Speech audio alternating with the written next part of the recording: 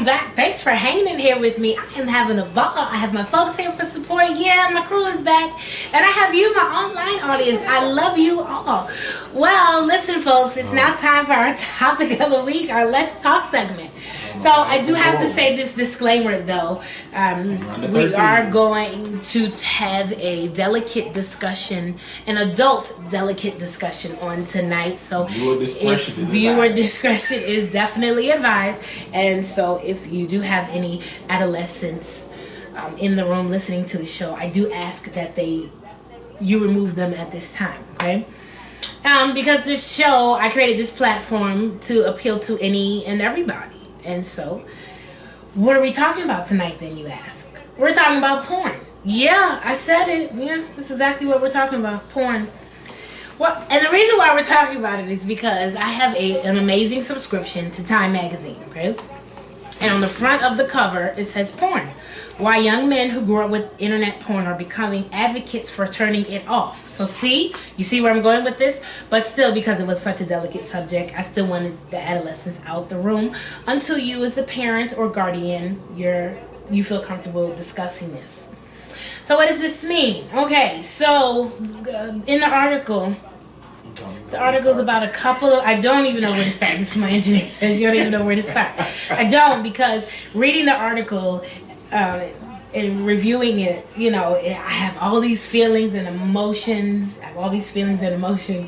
And so I don't really know where to start. But really the gist of the article is that there are some young men who have been so desensitized from watching porn since they were adolescents that now there is a diagnosis called PIED. And you're saying, well, what does that mean? That's paid. It's called porn-induced erectile dysfunction.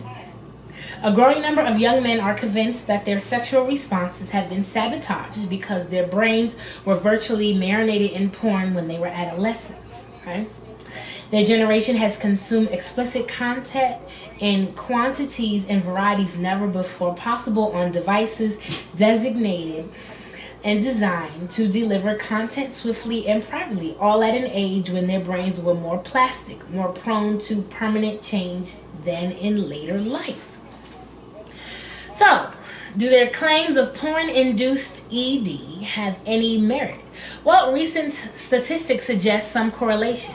In 1992, about 5% of men experienced ED at age 40, which is erectile dysfunction. Okay.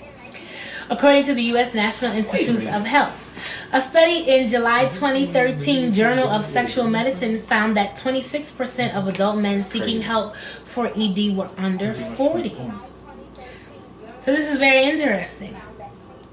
So, if the causes of the spike in ED are up for debate, the unprecedented access to porn via streaming videos in the past decade is not. So it's just very interesting. It really is. And in the article, it notates 3 young men who are actually having this issue. So this article is very interesting. And it also in the article talks about the rise of porn. Okay. And so this young man says, I fantasize about porn while having sex.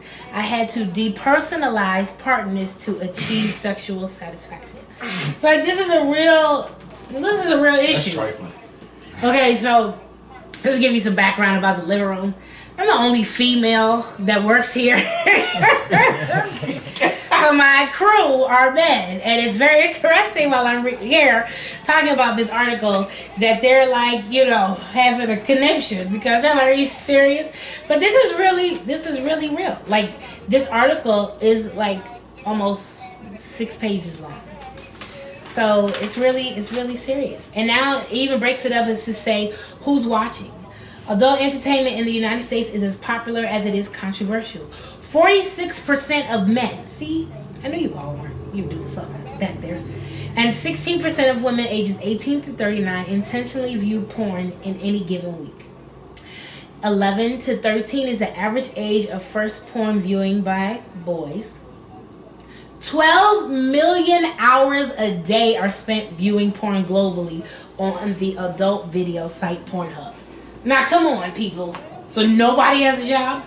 12 million hours a day. But you got to look at it. They said they started at 13. Okay, so now Howard says they did say they started at 13. They did.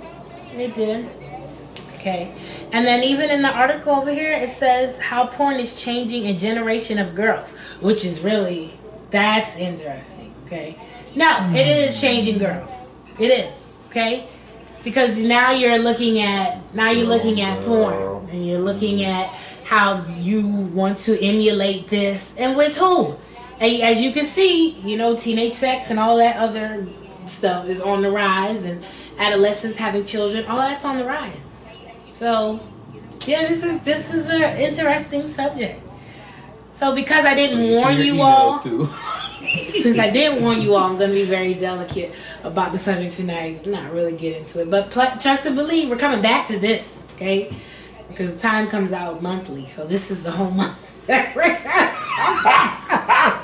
you want to read the article, no. I think this is really good, though. This is a different way of looking at things, and I didn't even know that this was an issue. So you already know, yeah, me talking about this. Well, sugars, so I just gave you a little, and I'm going to take it back now because I'm waiting for my text messages. I know, because you weren't ready. So stay tuned for next week's topic that'll be posted to the Living Room's Facebook page and Instagram page, okay? Facebook pages, facebook.com/Netta G presents the Living Room, and the Instagram page is at Living Room Radio Show, so that you can post your thoughts about our discussion. Well, stay tuned, sugars. We have much more music all on the Living Room. Yay! I had nothing to do with it, Mom.